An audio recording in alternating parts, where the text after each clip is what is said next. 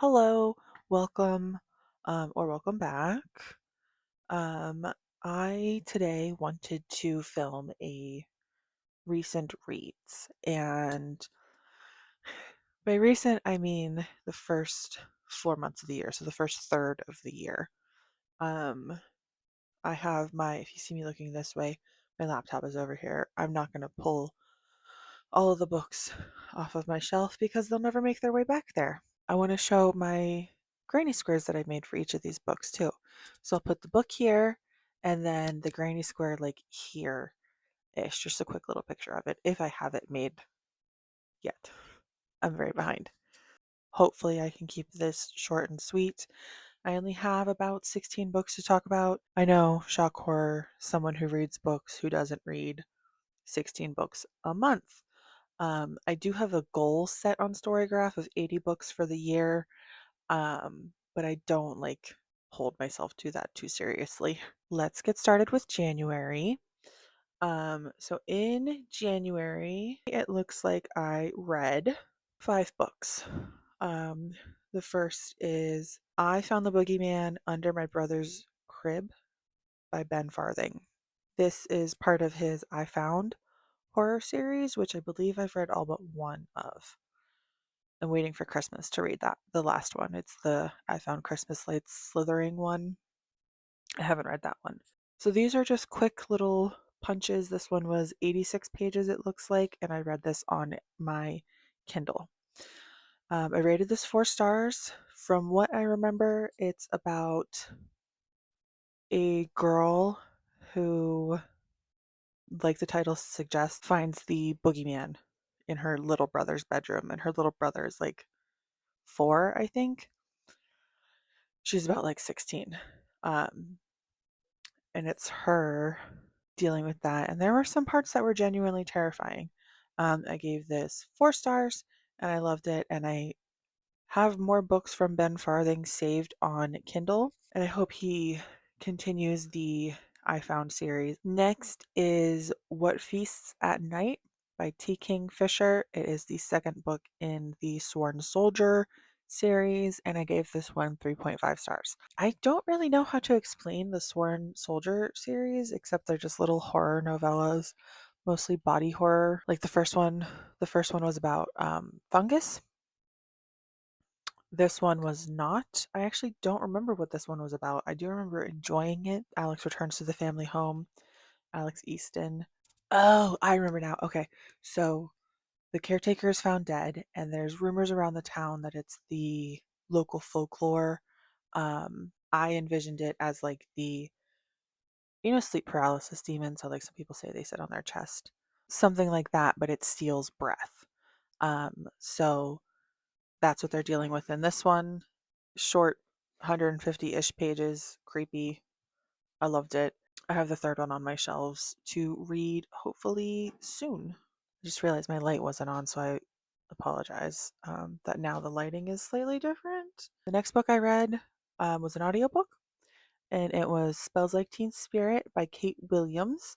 And this is number 3 in the Babysitter's Coven series. I gave this 3 stars. It was the conclusion to the trilogy. It's been a couple months since I read it, but I don't think about it too much. I did enjoy the trilogy overall. I thought it was cute. It, it just isn't something that I think I'm gonna like rant and rave about for years to come, but it was good. The trilogy overall, I think, landed at a 3 star, which for me is like a solid book kind of rating, you know what I mean? So in the Babysitter's Coven trilogy, we follow Esme, that's right. Um, Esme and Cassandra, and they discover that they have powers. Esme is a babysitter, and her best friend, who I can't remember the name of, Janice. Esme and Janice are babysitters. And the entire trilogy, it is very clear that Janice is a black girl, and it is like celebrated and not hidden and not shamed on or anything. And I'm not hiding or shaming it or anything. But just because there were so many like 2000s and 90s references in the book, and her name was Janice, I could not stop thinking about Janice. Just every now and then that would wiggle its way into my brain. Janice and Esme are babysitters, and in the first book, Esme discovers she has powers when her babysitting charge goes missing on the night before Halloween, I believe it is. And this is the conclusion to the drama that opens up in the first book. Like I said, it was pretty decent. It was a good time. I enjoyed it. Um, but it's definitely meant for a younger crowd. You'll find I give a lot of 3 stars because this next book was also 3 stars, and that's Graveyard Shift by M.L. Rio. I started the Granny Square thing in January, so my books in January were very intentionally picked because I thought they would make pretty granny squares. I have moved on from that, and I just read the books I want to read and make the granny square. But I thought this one would be a really cool granny square. It turned out okay. It's a pretty okay granny square. So Graveyard Shift I read via audio, which is still reading. Kiss my ass if you disagree. I gave it a 3 star. I enjoyed it. It was creepy. I would like to revisit it sometime, just because it didn't like stick with me. But reading the synopsis, it's about a college's cemetery. There are 5 people who cross paths, whether that be work, um, a rideshare driver, college student, things like that. They meet there on their smoke breaks. They find a hole that wasn't there before and they start investigating, and then they start tailing the gravedigger for the graveyard, and realize he might be the key to strange things that are happening around the town that have made headlines in the last couple of weeks. What those strange things are, I cannot remember. So next is, I have some explaining before I tell you what the book is. When I was a youth, so this would have been probably, it was close to 20 years ago. When I was a youth, when I was a tween, I read this book called, I can't believe I'm going to utter these words. I read a book called Vampire Kisses when I was a tween. I wasn't into Twilight, but Vampire Kisses, that was my jam. I had a goth phase when I was like 12. I really wanted Trip pants, these bad boys right here. I really wanted these. My mom wouldn't let me have them. Anyway, in that phase, I found this book and I was like, vampires. The girl on the cover is a goth too. She's so cool. And I read the first one and the second one, and then I was out of my goth phase. As an adult, I randomly stumbled upon the first one last year, the year before that, in like a used bookstore. And I was like, oh my God, I'm buying this for the nostalgia. So I bought it. And then it sat around for a while. And then last year I got the idea, what if I reread the first two and then also finished the series? Isn't that crazy? So, all of that to say, the next book is Vampireville, which is number 3 in the Vampire Kisses series. They are like low YA, I would even say high middle grade. The main character is 17, 16, 17, but it's very, very, very short.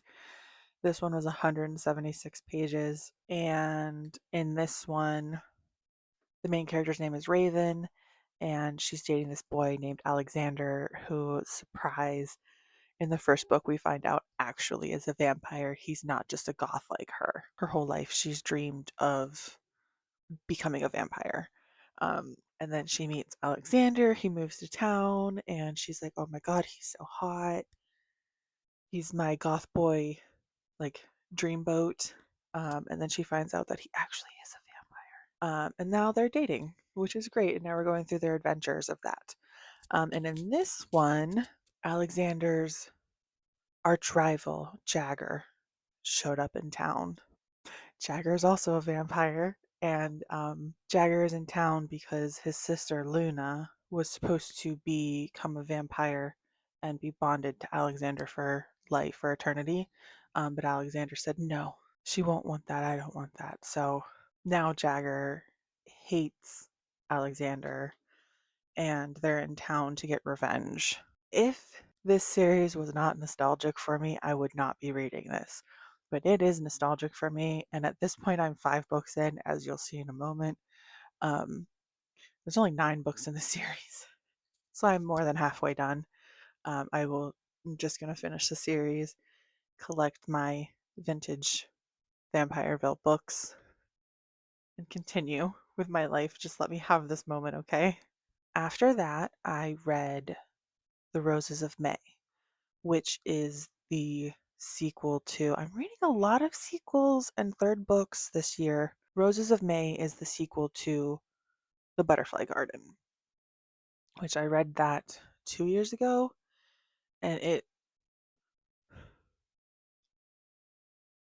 was brutal. So The Butterfly Garden, essentially a police procedural. But I say that lightly because it's not just a here's this case, detective, go solve it. It's kind of back and forth, like kind of like dual timelines. So we're following FBI agents, Victor and Brandon, and their timelines are after the Butterfly Garden is discovered, and then Maya, who is the girl that they're talking to, she is explaining what happened in the garden, and those are like, they've already happened, obviously. That's why she's explaining it. It's horrible what happens in the garden. Basically, the garden, there's the gardener who collects butterflies, who are young women who have been kidnapped and intricately tattooed to resemble their namesakes. Overseeing it all is the gardener, a brutal and twisted man obsessed with capturing and preserving his lovely specimens. And I don't say that lightly either, because he does capture, he kidnaps, and preserves, keeps them captive in this weird little garden thing. And horrible things happen. And there's one scene that I think about all the time, and I hate it. I hate Dot Hutchison for putting it into my head, because I think about it randomly and I'm like, dear God, I don't want to spoil anything for anyone who might want to read it, but there are scenes where things are on display, and it's a lot. So, The Roses of May is the next case that these agents are working on, which is 4 months after the end of the garden. It's the same agents. They still talk to some of the survivors from the garden, and they're working on a new case for Priya. Priya, her sister, fell victim to a serial killer years ago. Now, her and her mom move every few months, and I forget where they are now, but wherever they are now, the serial killer kind of like catches up to them and is like targeting her. So it's about that. It's not as brutal as the first one, but I definitely still needed a break after it, because you get Priya's perspective, and then you also get the serial killer's perspective as he's actively killing these girls. And it's very twisted what goes through his mind. Very, very twisted what goes through his mind. So, just for reference, I gave The Butterfly Garden in 2023, I gave it 4 stars. I gave The Roses of May 3.5, because I think it does fall a little bit into the sequel territory where it's trying to be as good as the first, and it is good, but it's just not as good. So that was my first book of February. I don't know if I said that, but it was. In February, I only read 2 books. So the next book is the second book in February, and that is a much lighter read of Dragon Cursed by Elise Kova. And I love Miss Kova. So, Dragon Cursed. I read this in February. I give it 4 stars. I really enjoyed it. I can't wait for the sequel, but I'm gonna have to wait until 2027 for that. But in this world, there are dragons, hence the name Dragon Cursed. There is also the Scourge. Scourge? Scourge. One of those two. It has ravaged the lands that this book takes place in, which is called Vingard, is the city in which this book takes place. I read the book, I know this. Vingard is kind of like walled off from the rest of the world because of this scourge that has taken over. Every year, there is like a tribunal for, I think it's when they turn 18, before they can like join the general public and become a working individual, an adult, and pay taxes and all that fun stuff. They have to go through the tribunal, which are just tests to make sure that they do not have the scourge. Basically, to make sure that they're not going to turn into a dragon. Our main character, her name is Isola, and um, the synopsis says that she thinks that she's dragon cursed, and she does for a good portion of the book. There's also a love interest named Lucan, who is brooding and dark and doesn't like her, and typical Elise Kova stuff. I love it. I eat that shit up. But this is a really shitty synopsis of this book. So Isola is just like a regular person who apparently is Valor reborn. Valor is the person who like saved the city from dragons way before, like way, way, way back. Basically, the church has dubbed Isola as Valor Reborn, saying that because she stopped this dragon from attacking when she was like 8, she's Valor Reborn. Something like that.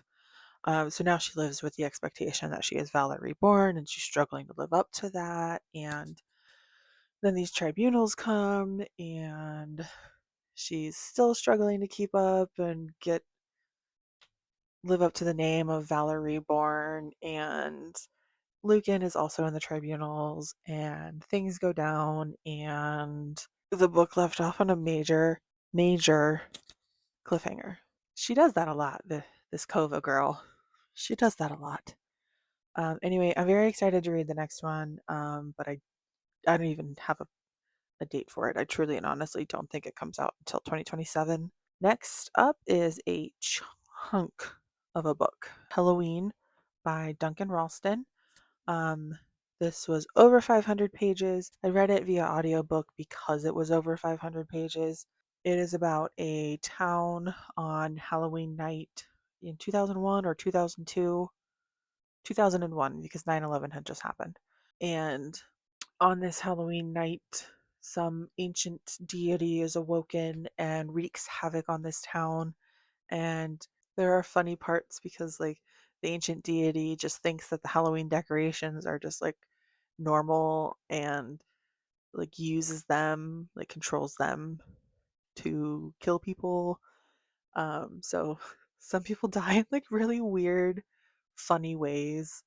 Um, and the ancient deity has chosen someone who he has killed. They put a jack-o'-lantern on his head. So the whole book, you are being chased by this villain that has a jack-o'-lantern for a head. And it's just an homage to Halloween and the spooky season and the early 2000s. It was a good time. It was very, very long. I think it dragged on in some parts. I don't think it needed to be that long.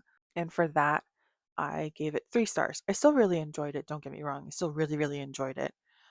It just went on. Oh, I don't know if I said, but that was my first book in March. I technically read most of it in February, but finished it in March. So then I read The Pale House Devil, which is by Richard Kadrey. And this is the first in the Discrete Eliminators series. The writing style took a minute for me to get used to, which was hard to do because I didn't really have a minute because this book was only 128 pages. But it's a creature feature. It's a short little horror book. It's described as a horror noir. It's about 2 detectives, one dead, one living. They're hired to banish this entity, this being from the guy who hired them, his ancestral home. That's really it without giving away too much. There is a second one, a follow up, their next case, that I would like to read. But it was fun, short, kind of actually was a little creepy when we got to actually see the being that was haunting the house. So that was nice, actually creepy. And I gave this one 3.5 stars. Then I read Incidents Around the House by Josh Mallerman. Finally got around to this one, and I loved it. I gave this one 4 stars. I wasn't sure about this book because it's told from an 8-year-old girl's perspective. which I thought would be weird, but because of that, it was genuinely creepy. It's kind of Coraline-ish. It's told from an 8-year-old girl's perspective, and there's mommy, daddy, and grandma Ruth, but then there's also other mommy, who is an entity. This entity asks her, this little girl, every day, can I go inside your heart? There were genuinely creepy moments. Like, I kept seeing online that the bathroom scene got people, and I was like, I need to know what this bathroom scene is. And then I got to the bathroom scene, and I was like, oh, I see why. Yuck. I don't want to say too much. Read it if you like creepy children. Okay, last book for March was This Kingdom Will Not Kill Me. And I read this one via audio, and it was a very long audiobook. This is also the first in a series called Maggie the Undying. Storygraph describes it as Outlander meets Game of Thrones. Um, uh, yes and no to that. Basically, Maggie wakes up in Caer Torin, and Caer Torin is the setting of this book series that she has loved near and dear to her heart since she was, I think, a teenager. I think like 16 is when she first read it. She knows the story, she knows the people, she knows the characters, she knows what happens to everybody in these books. But when she wakes up there, she thinks at first like, oh my god, I must have like hit my head and I'm like dreaming all of this. And slowly she starts to realize that, holy crap, I really am in Caer Torin. So it's her navigating that, being in this new place with these characters and trying to use the information she knows to her advantage. And it's basically her going through the novels.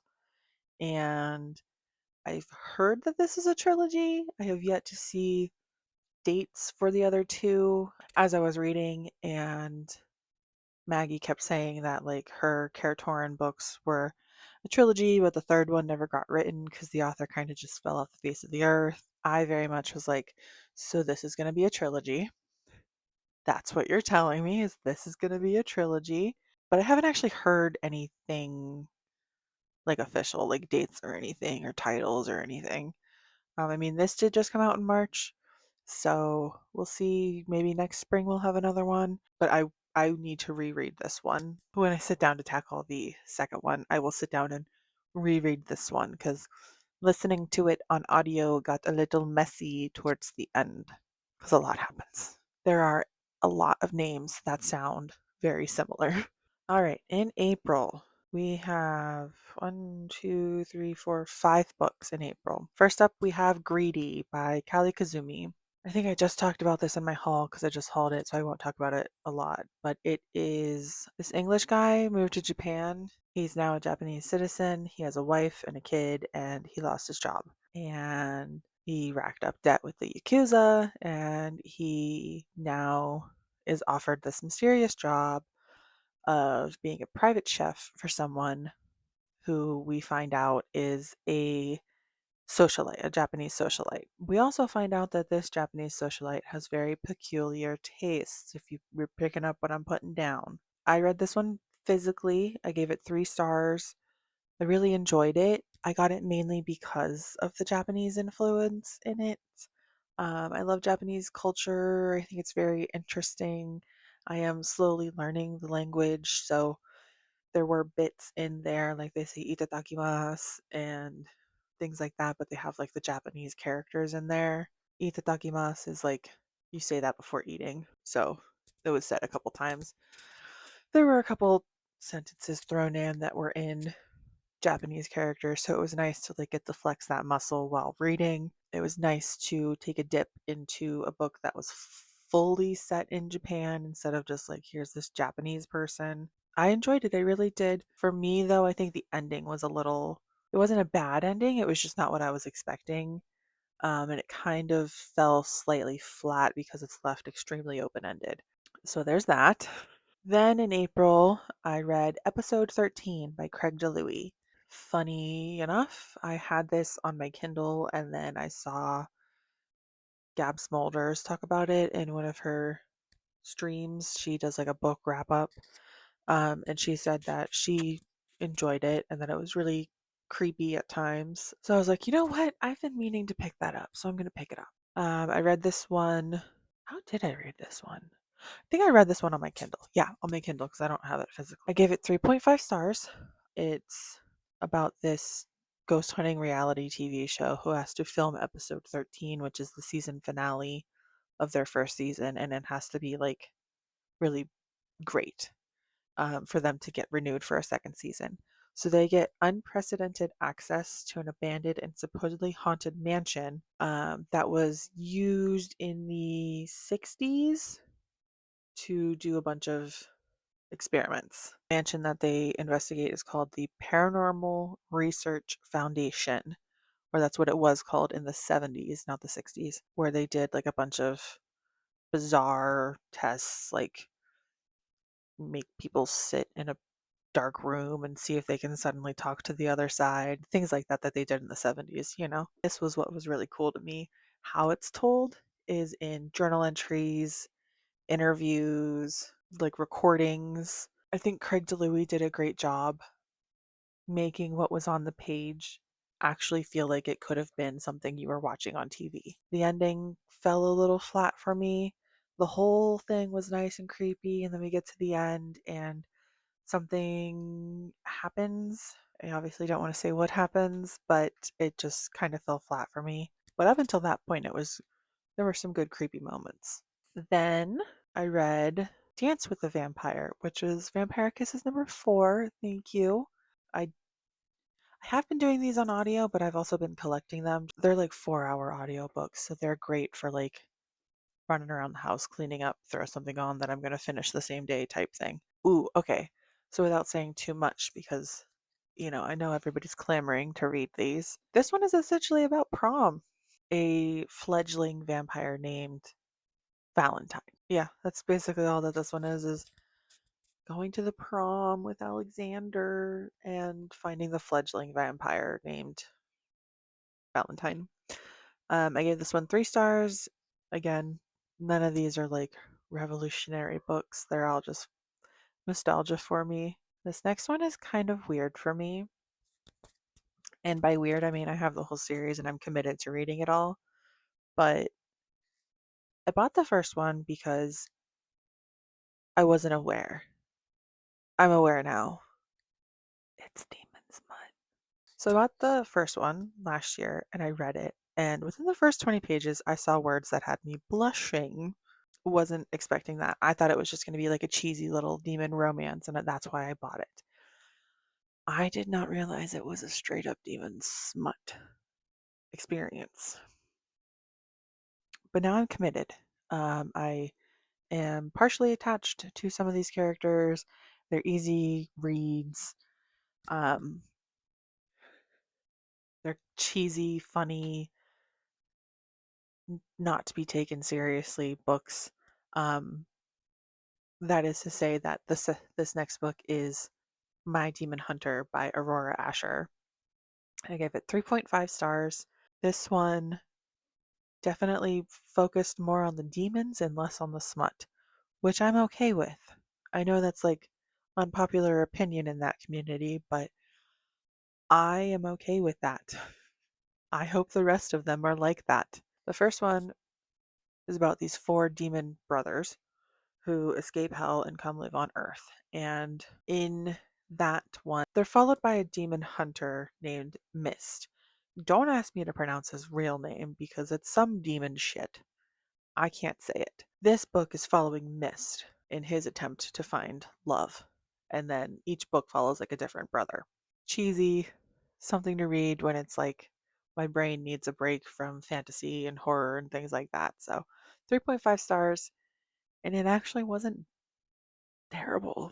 The last book I have for this video, I know you're tired of hearing me, is The Coffin Club, Vampire Kisses number 5. What happened? I literally just read this one. Oh, so at the end of the fourth one, the boyfriend went away. I won't say where. And while he is away, Miss Lovestruck vampire wannabe over here, Raven, finds him, which is a little bit creepy. Your boyfriend literally told you where he was going and that he would be back, and You're so love struck that you have to find him and go to him. That's weird. Where she finds him happens to be this town where her aunt lives, who her aunt was like this big hippie. So over summer, Raven goes to visit her aunt and sneaks out to find her boyfriend in this town called Hipsterville, which is not what it's actually called, but that's what she calls it. And in the second book, I think, she had also done this. She went to her aunt's for a short little break, a short little visit over the summer, and found out there's a club called the Coffin Club in that town, which is like goth, it's like a goth club. So she comes back to this town to find Alexander, and she goes to the Coffin Club only to find out that it has changed a lot, and it is no longer just a, fun goth club. It is turned into like full on like real vampires from across the world are meeting up at the Coffin Club. It's her finding her boyfriend, um, all while on summer break staying at her aunt's. Like I said, they're cheesy little tween books that I'm reading for the nostalgia. This one I also gave, oh no, I gave this one 3.5 stars. Things are getting a little more interesting. I have 4 more in this series, and then I will have read all of them. Please excuse that. That's all I have. If you did make it this far, thank you so much. I really am enjoying making these. They're fun for me. I really do appreciate it, and I am gonna go do something else now besides sit in this room. So I will catch you in the next one. Bye.